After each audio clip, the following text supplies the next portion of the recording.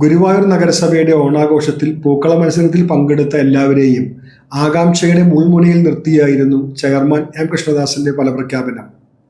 മത്സരത്തിൽ പങ്കെടുത്ത 9 ടീമുകളും റിസൾട്ടിനായി കാതോർത്തിരിക്കെ ചെയർമാൻ ആദ്യം പ്രഖ്യാപിച്ചത് 3-ാം സ്ഥാനം.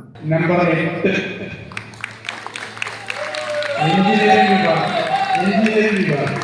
എഞ്ചിനീയറിംഗ് വിഭാഗമാണ് 3-ാം സ്ഥാനം നേടിയത്.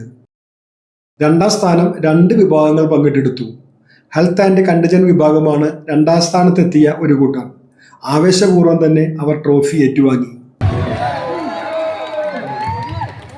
NULM വിഭാഗത്തിലെ ജീവനക്കാരും 2-ാം സ്ഥാനക്കാരായി. അവരും ചെയർമാനിൽ നിന്ന് ട്രോഫി സ്വീകരിച്ചു. അംഗൻവാടി അധ്യാപികമാരുടെ ടീം നമ്പറായ നമ്പർ 4-ന് 1-ാം സ്ഥാനം ചെയർമാൻ പ്രഖ്യാപിച്ചതോടെ ആവേശം മലതല്ലി.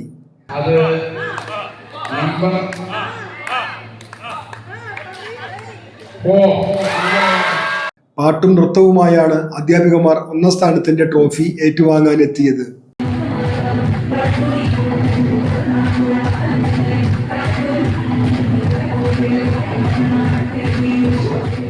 മത്സര ഫലങ്ങൾ വന്നതോടെ ആഘോഷങ്ങൾ പൂക്കളങ്ങളുടെ മുന്നിലേക്ക് മാറി. ആർപ്പുവിളിയും വഞ്ചിപ്പാട്ടുമൊക്കെയായാണ് 1-ാം സ്ഥാനക്കാർ ആഘോഷങ്ങൾ തകർത്തത്.